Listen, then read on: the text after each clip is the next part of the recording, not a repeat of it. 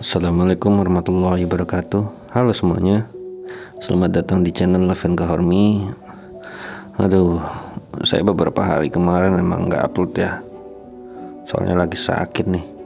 Ini aja saya pas rekaman ini badan loyo banget. Makanya ayo dong buat kalian semua subscribe channel ini biar saya semangat terus cepat sembuh deh. Oh iya, kali ini saya bakalan bawain cerita punya adik saya lagi ya, punya Filandita, yaitu cerita yang berjudul Lawan Abang atau Kafan Merah. Oke, sekarang waktunya kalian bersantai dengan mendengarkan suara saya. Mari kita mulai.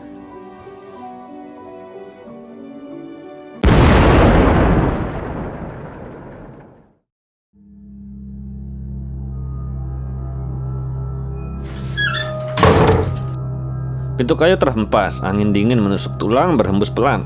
Aroma anyir bercampur aroma kembang menyeruak memenuhi ruangan. Mbah Karso tersentak dari tidurnya yang tak nyenyak. Dia bangkit dan duduk bersila di atas tikar lusuhnya. Dok, sampean sudah pulang toh. Masuklah ke ragamu. Ini sudah hampir fajar, ujar Mbah Karso.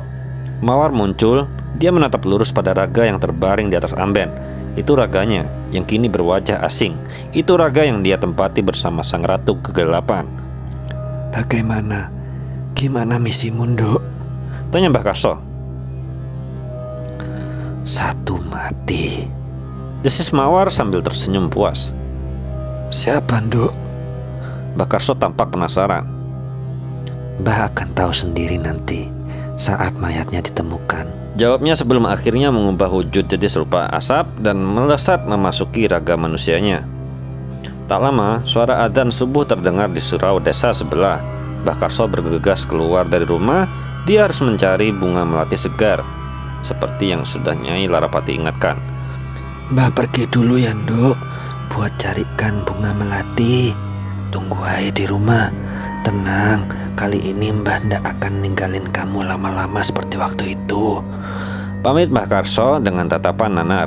Mbah Karso melangkah tergesa-gesa. Dia berjalan dalam remang. Dia tampak bersemangat, ingin mendengar langsung kabar kematian salah satu pemuda yang sudah turut andil saat merenggut hidup mawarnya. Aku ndak sabar nunggu kabar. Siapa kali ini ya? Siapa ya? Gumamnya. Sedangkan di lain sisi, di rumah Aji, seorang perempuan tampak sedang berdiri di depan rumah. Assalamualaikum. Ibu pulang, seru Bu Yayu sambil mengetuk-ngetuk pintu. Pok, Pak Le Aji kok ndak cepat buka pintu toh? Aku ngantuk, capek. Rengek Wahid. Sabar ya Le, paling juga dia belum bangun, sahutnya dengan tangan membelai rambut cepak Wahid. Dobrak saja Mbok, biar ndak kelamaan ah. Rusak toh pintunya. Sudah, tunggu sini dulu. Jendela ruang tengah bisa dibuka dari luar. Bu Yayu melangkah ke samping rumah. Dia menarik-narik daun jendela yang memang sudah rusak penguncinya. Tak butuh waktu lama, jendela itu terbuka. Ukurannya cukup besar untuk dimasuki bocah seusia Wahid. Wahid, sini masuk duluan lewat jendela. Terus kamu bukain simbok pintu ya. Titah Bu Yayu. Wahid berlari menghampiri neneknya. Dia mulai naik ke jendela lalu melompat masuk. Dia berjalan ke depan melewati bufet yang jadi pembatas antar ruang. Serunya menjerit menjadi-jadi. Apa Le? Wahid, ada apa? Cepat buka pintunya. Ada apa toh? Tanya Bu Yayu panik. Darah, banyak darah Mbok. Wahid takut. Apa? Dari siapa Le? Dari siapa? Wes cepat buka pintunya, biarkan Mbok yang ngecek. Ditanya lagi. Wahid merangkak menuju pintu setelah sebelumnya sempat jatuh terjerembab. Dia menahan napas dan menutup mata, meraba-raba handle pintu untuk membukanya. Suara dari pintu lapuk terdengar nyaring. Pintu ruang tamu itu terbuka perlahan. Dada Bu Yayu bergemuruh. Sesungguhnya dia tak siap mengetahui apa yang terjadi. Tapi dia tak ada pilihan lain. Bu Yayu harus tetap masuk memeriksanya. Wahid merangsek keluar, memeluk erat neneknya kuat-kuat. Dia menangis menjadi-jadi dengan mata yang enggan terbuka. Kalut, bingung, takut dan cemas. Semua rasa berbaur menjadi satu. Kalau Wahid takut, tunggulah di sini. Mbok mau ngecek dulu ke dalam. Ujarnya dengan suara bergetar. Bu Yayu berjalan pelan. Pasang matanya membola saat melihat genangan darah segar di depan sana. Napas dan detak jantungnya berpacu cepat. Lututnya melemas hingga tak mampu lagi menopang bobot tubuhnya. Aci, bangun le. Jangan bercanda. Ini sama sekali tidak lucu. Lirihnya Parau sambil mengguncang tubuh putranya. Kowe kenapa le? Jeritnya setelah menyadari sesuatu yang buruk telah terjadi. Dia merangkak mendekati jasad yang terbujur kaku itu. Dengan gemetaran, dia mencoba mencari jejak denyut nadi yang diharapkan masih terasa. Namun sialnya, Aji benar-benar sudah tiada. Hancur. Ibu mana yang tak hancur hatinya saat melihat putranya mati tertikam pisau. Dia belum bisa mencerna alasan dibalik pembunuhan ini. Pertanyaan seputar kenapa putranya dihabisi dan siapa pelakunya terus terngiang di kepalanya. Bo, Pak Le kenapa? Tanya Wahid sambil mengintip di balik pintu. Tolong cari bantuan le. Minta pertolongan cepat. Suruhnya. Bocah 5 tahun itu mengangguk paham. Dia berlari meski kakinya terasa lemas bagai tak bertulang. Napasnya tersengal-sengal. Otak kecilnya belum mampu mencerna berita duka ini dengan baik. Namun hatinya merespon dengan rasa nyeri yang terasa nyata. Tolong, tolong. Seru Wahid sambil berlarian ke sana kemari. Siapapun, tolong. Kok ada orang toh? Rutuknya.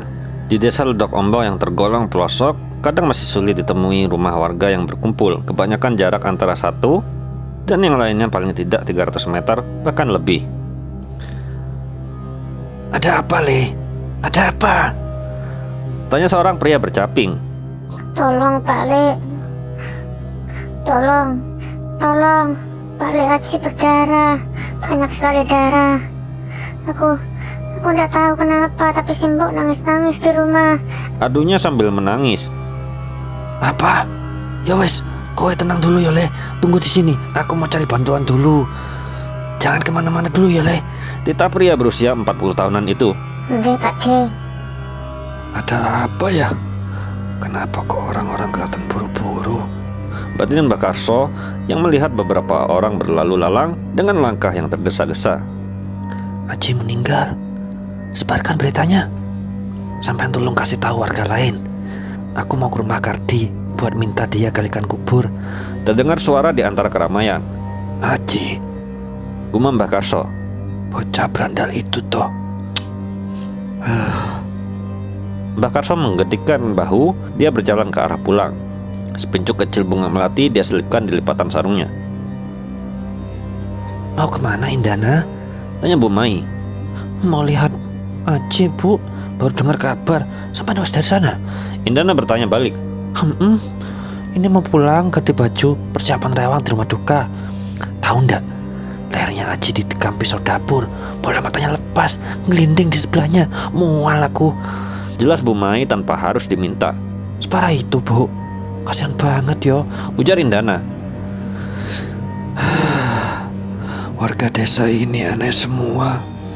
Giliran ada yang mati ditikam bilangnya kasihan. Lah waktu Mawar meninggal setelah dinodai dan didorong dari tebing, ndak ada yang peduli. Jibir Mbak Karso. Cara kalian memanusiakan manusia itu kok ya pilih-pilih. Ndak adil. Imbuhnya kemudian berlalu pergi. Bu Mai dan Indana seling pandang. Mereka tahu soal Mawar yang meninggal, tapi mereka baru tahu kalau Mawar meninggal setelah diruda paksa dan dibuang di tebing. Apa? Jadi Mawar? Gumam keduanya nyaris bersamaan. Sedangkan di sisi lain, Sing sabar yuk. ujar Bu Jamila sambil menepuk pundak Bu Yayu.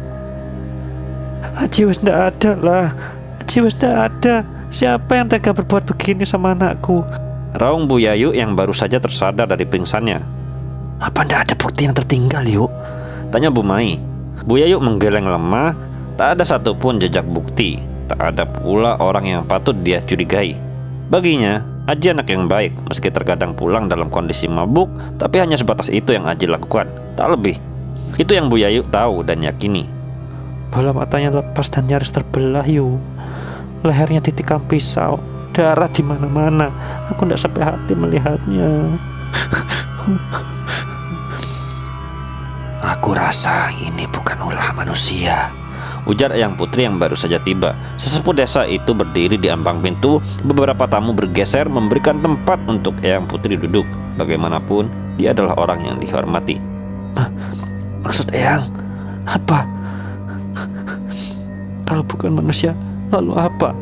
Siapa? Tanya Bu Yayu. Eyang Putri menghela napas dalam. Dia menatap satu persatu orang dalam ruangan itu.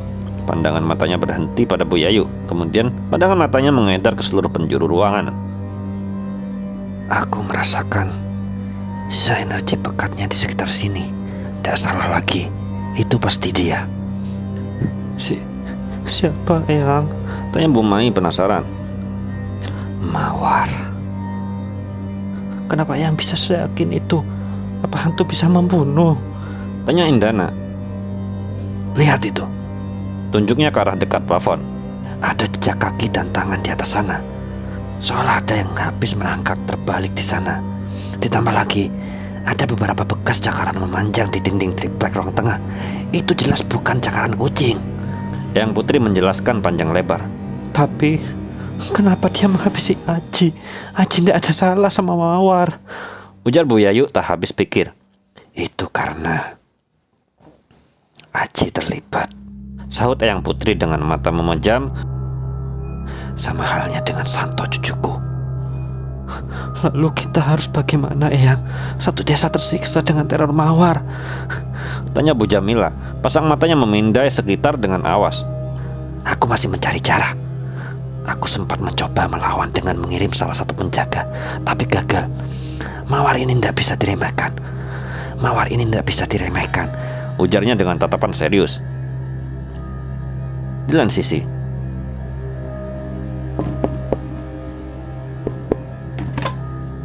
permisi, ujar Melati yang berdiri kaku di depan pintu.